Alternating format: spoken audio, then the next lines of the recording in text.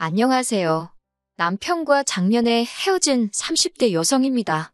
결국 팔은 안으로 굽는다더니 언제까지 제 편일 줄만 알았던 남편이었는데 역시나 별 수 없대요. 남편과 저는 지인의 소개로 만났습니다. 당시 남편은 저와 마찬가지로 중소기업에 다니던 평범한 회사원이었어요. 첫 만남부터 대화가 잘 통했던 저희는 금세 연인 사이로 발전했고 1년 반이란 시간 동안 어느 다른 연인들처럼 울고 웃으며 연애를 했네요. 그러다 제 나이 31에 남편에게 프로포즈를 받았습니다. 하지만 프로포즈를 받고 저는 기뻐할 수만은 없었어요. 그건 바로 제가 처한 가정환경 때문이었지요. 저는 편모가정에서 자랐는데 얼마나 많은 사람들이 편모가정에 대해 선입견을 가지고 있는지 잘 알고 있었거든요. 그래서 연애하는 내내 남편에게도 차마 털어놓지 못하고 있었고요. 하지만 프로포즈를 받은 이상 계속 숨길 수만은 없겠더군요. 결국 하루고 이틀이고 프로포즈에 대한 대답을 미루다 결국 술의 힘을 빌려 남편에게 제가 편모가정에서 자랐다는 사실을 털어놓았습니다. 하지만 남편의 반응은 의외였어요. 편모가정이건 편부가정이건 그게 결혼하고 무슨 상관이냐는 식이더라고요. 그게 제가 원해서 된 것도 아니고 제 잘못도 아닌데 왜 그런 걸 걱정하느냐면서요. 그러면서 덧붙이기를 어머님 아버님도 그런 편견 같은 건 없으신 좋은 분들이라며 저더러 너무 걱정하지 말라대요. 하지만 남편의 예상은 보기 좋게 빗나가 버렸습니다. 역시나 아니나 다를까 저는 어머님의 거센 반대에 부딪히고 말았지요. 어머님께서는 여자 혼자서 애를 키웠다는 사실이 다른 사람들은 어떻게 생각할지 몰라도 당신 눈에는 그다지 좋게만 보이지는 않는다며 찝찝해서 싫다는 표현을 쓰시대요.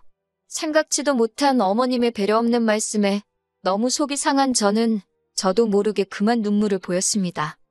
그러자 오히려 남편이 먼저 나서서 어머님더러 그게 무슨 말씀이시냐며 자기야말로 어머니가 이렇게 편협하신 분인 줄 몰랐다고 실망이라고 한마디 하더라고요.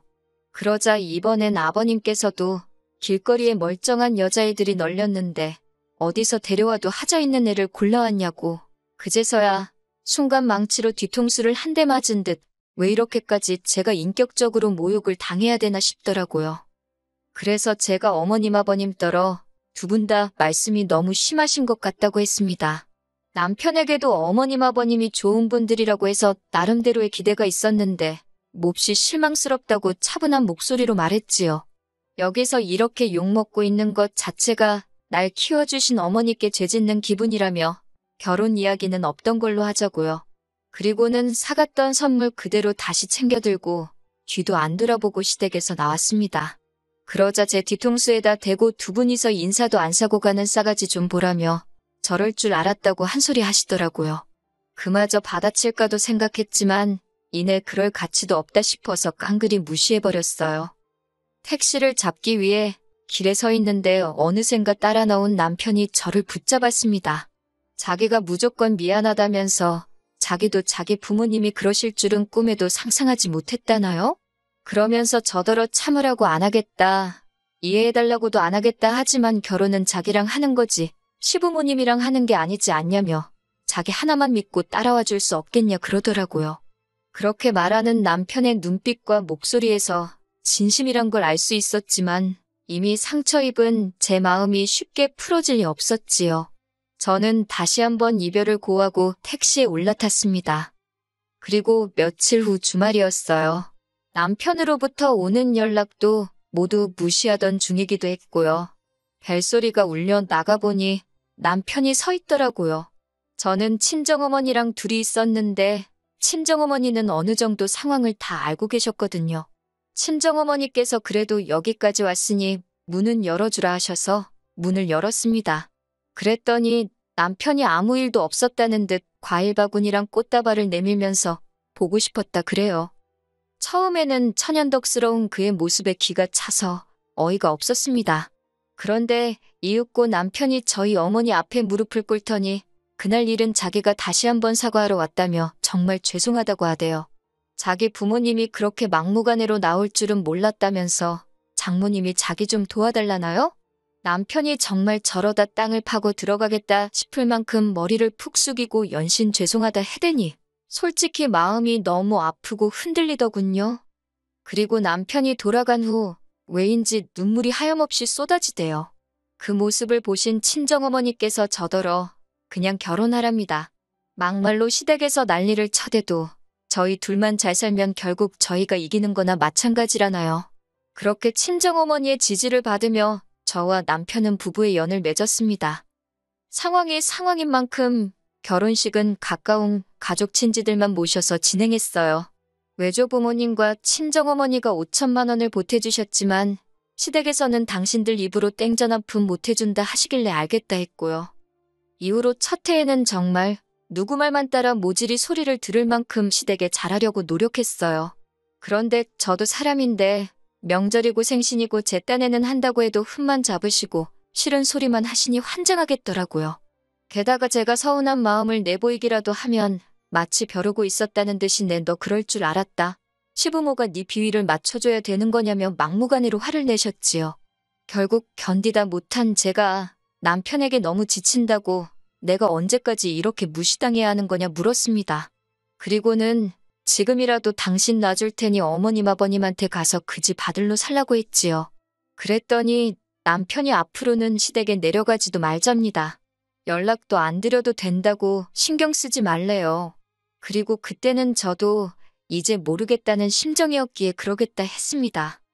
한편 저는 다니던 회사를 나오게 되었어요. 제가 원해서 나온 게 아니라 회사가 부도가 나면서 어쩔 수 없는 선택이었네요. 처음에는 다른 회사로 이직을 할까 생각도 했지만 외조부모님과 친정어머니의 조언을 따라 작은 식당을 열었습니다.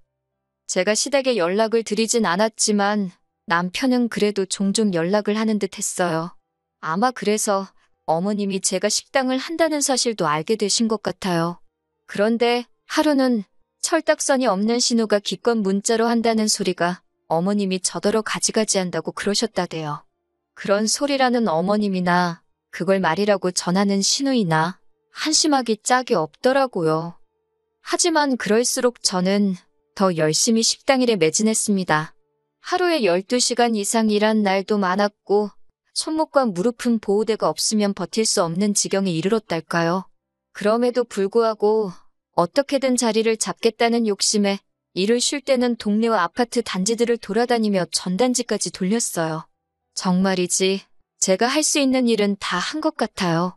물론 남편이 집안일을 도와주긴 했지만 말이 나와서 말이지만 솔직히 어지르는 사람이 있는 것도 아니고 식사도 둘 다 밖에서 해결하는 상황이었으니 남편이 많이 힘들었을 거라고 생각하네요. 무엇보다 초반에 남편은 식당일 자체엔 회의적이었기 때문에 식당일에 있어서는 작은 일도 도와달라 하지 않았습니다. 그리고 노력은 배신을 하지 않는다더니 오픈 6개월 만에 이거저거 다 빼고 제 손에 600 떨어지더라고요. 이후로도 가게 매출은 계속해서 늘어만 갔고 월 평균 1000이 남의 얘기만은 아니었지요. 식당 일에 대한 남편의 태도가 달라진 건 당연했고요. 한편 그렇게 장사한 지 2년쯤 되었을 무렵이었습니다. 하루는 남편이 뜬금없이 하지만 조심스럽게 어머님 아버님이 이제라도 저와 잘 지내고 싶어 하시는 눈치라며 언제 한번 밥이라도 먹으러 가자는 거예요. 그 말을 듣곤 솔직히 오만 가지 생각이 들대요. 드디어 내가 돈도 잘 벌고 하니까 며느리로서 인정해 주시려는 건가 싶으면서 또 그리 생각하니 기분이 썩 좋지는 않았지요. 하지만 남편이 무조건 피하는 게 능사는 아니지 않냐며 한번 부딪히기라도 해봐달라길래 남편을 위해 시댁을 찾게 되었습니다. 하지만 차라리 가지 말 것을 그랬어요. 처음 시작은 나쁘지 않았습니다. 시댁에 도착한 제가 어색하게 자리를 잡고 앉아있으니 어머님께서 먼저 다가와 지난 날은 잊고 이제라도 잘 지내보자며 제 손을 잡아주셨거든요. 순간 감동받았다고 해야 하나 울컥하대요. 하지만 그것도 잠시 뒤이어 이어진 이야기를 듣고 2배로 실망하고 말았습니다. 어머님이 그건 그렇고 신우가 이번에 결혼을 하게 되었는데 집에 돈이 하나도 없다면서 혼수해주게 3천만 원만 달라셨거든요. 저는 허탈한 마음을 내보이며 그렇게는 못해준다 했습니다. 돈이 없다고 할 수도 있었겠지만 그냥 솔직하게 제가 신우 혼수를 해줘야 할 이유를 모르겠다고 했어요. 그랬더니 어머님이 가족끼리 어려울 때 돕고 사는 거 아니냐며 지금이 바로 그때랍니다. 그 말을 듣는데 정말 입안에서 쓴맛이 느껴진다는 게 이런 건가 싶더라고요. 제가 어머님더러 언제 저를 가족으로 대해주셨냐 물었습니다. 처음 인사드리러 온 날부터 바로 지금까지 어머님한테 제가 한 번이라도 가족인 적이 있었냐고요. 하지만 어머님께선 계속해서 억지를 쓰셨습니다. 저더러 결혼할 때도 아무것도 안 해오지 않았냐면서 이제라도 해준다 생각하면 아까울 것도 없겠다면서 이쯤 되니까 저도 할 말 다 해야겠다 싶어서 어머님은 뭐 하나 저 해주신 거 있냐고 따졌습니다. 어차피 시작부터 어머님 저 싫어하셨고 반대하셨고 아무것도 안 해주시지 않았냐고 그래놓고 제 돈 탐내시는 거 너무 염치없고 뻔뻔하시다 했어요. 그러자 이번엔 신우가 나서서는 자기는 처음부터 저희 결혼에 반대하고 그런 거 없었으니까 그냥 자기 혼수 좀 해달라나요? 제가 신우한테 아가씨가 중간에서 쓸데없는 말 전달하고 그런 거 내가 모를 줄 아느냐고. 정말 어머님도 그렇고 아가씨도 그렇고 나보기 부끄럽지도 않냐고 쏘아붙였네요. 하지만 무엇보다도 제가 실망했던 건 예전과는 다른 남편의 태도였어요. 이번만큼은 남편이 어쩐 일로 제 편을 들어주지 않더라고요. 그렇다고 제가 있는 데서 어머님 편을 든 것도 아니지만 남편이 중립을 지키려 했다는 사실 자체가 솔직히 제 입장에선 탐탁지 않았고 실망스럽기도 했지요. 결국 시부모님과의 화해는 물 건너갔고 그렇게 집으로 올라오는 길이었습니다. 아까부터 아무 말도 없던 남편이 저더러 이 정도 했으면 된 거 아니냐고 그래요. 무슨 소리냐니까 어머님 아버님이 결혼할 때 반대해서 제 가슴에 한이 맺힌 건 알겠지만 이제 우리 먹고 살만해졌고 시간도 많이 흘렀는데 이참에 해달라는 그깟 3천만 원 해주고 서로 잘 지내면 안 되겠냐 그러더군요. 그동안 자기 중간에서 너무 힘들었다면서 자기를 봐서라도 이번만큼은 어머님 말씀대로 해달라나요? 그 소리를 듣는데 내가 그동안 살부대 끼고 살던 남자가 이 남자 맞나 싶더라고요. 제가 진심이냐 물으니까 자기가 그동안 처가에 잘하지 않았냐고. 그러니 이번만큼은 저도 한 번만 참아달라나 어쩐다나. 결국 이튿날 제가 남편더러 그냥 이혼하자 했습니다. 부부의 연을 맺은 지 3년 만에 제가 남편더러 집에서 나가달라 한 거예요. 언젠가 시부모님으로부터 진짜 며느리로 인정받으면 혼인신고를 하려고 했는데 그 순간만큼은 인정해주시지 않은 게 그게 그렇게 감사하대요. 그리고 지금은 남남이 된 지 어느덧 반년이 지났습니다. 아무래도 제가 장사를 하고 있기도 했고 남편도 어딘지 잘 알고 있으니 무턱대고 남편 연락을 피할 수만은 없어서 잘 어르고 달래서 어렵게 헤어졌어요. 솔직히 지금도 남편은 잘 지내냐 뭐하냐며 쓸데없는 이유로 연락을 해오곤 하는데 마음 같아선 무시해버리고 싶지만 혹시나 해코지를 하진 않을까 걱정도 되고 해서 조심스럽답니다. 솔직히 다시 누군가를 만나서 사랑할 수 있을 것 같지는 않아요. 그러고 싶지도 않고요. 그저 제가 이만큼 자리 잡고 살 수 있을 때까지 묵묵히 믿고 도와주신 어머니 그리고 외조부모님과 함께 오래오래 건강히 행복하게 살 수 있으면 좋겠다는 그 마음뿐입니다.